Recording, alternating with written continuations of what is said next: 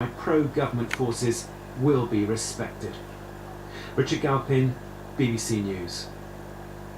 Our chief international correspondent, Lise Doucet, is in Beirut. And Lise, it's been extraordinary watching those pictures of the buses and the ambulances leaving eastern Aleppo. They're expecting to get something like 1,000 people out today.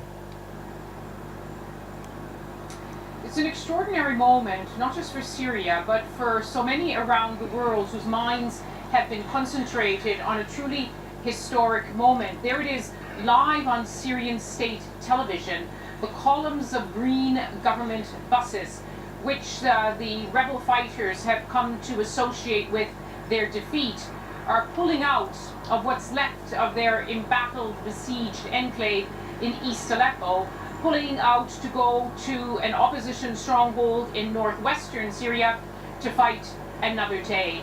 And the commentary on Syrian state television is provided by a commentator who, of course, reflects what is very much the view of the Syrian army, its allies, and its supporters, which is that this is a victory against terrorism, a major, major victory, both on the battlefield and both symbolically and strategically, as the battle for Syria's second city truly draws to a close.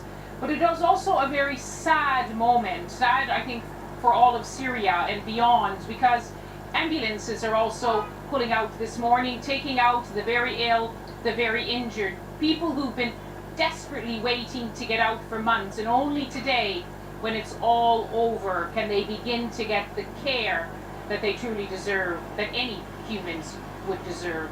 Lise Doucet in Beirut, thank you. And our Middle East editor Jeremy Bowen is with me now. So the battle draws to a close. What now?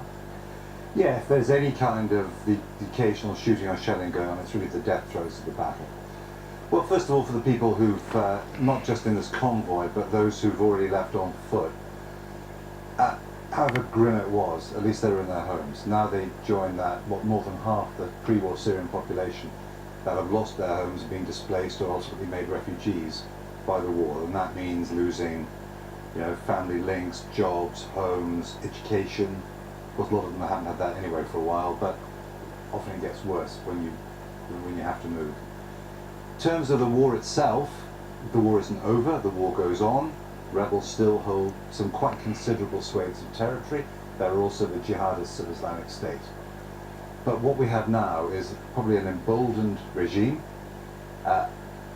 self-confident, swashbuckling, swaggering allies in Russia and Iran who've scored a sizable victory on behalf of Assad, and those who are on the other side of the argument, anti-Assad, pro-Western, friends of America, friends of Saudi Arabia, have got a lot of hard thinking to do about what they do about Syria in the future.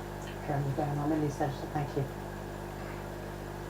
The UK's most senior diplomat in Brussels, Sir Ivan Rogers, has privately warned the government that it could take 10 years to negotiate a post-Brexit trade deal with the European Union, and that it could still fail.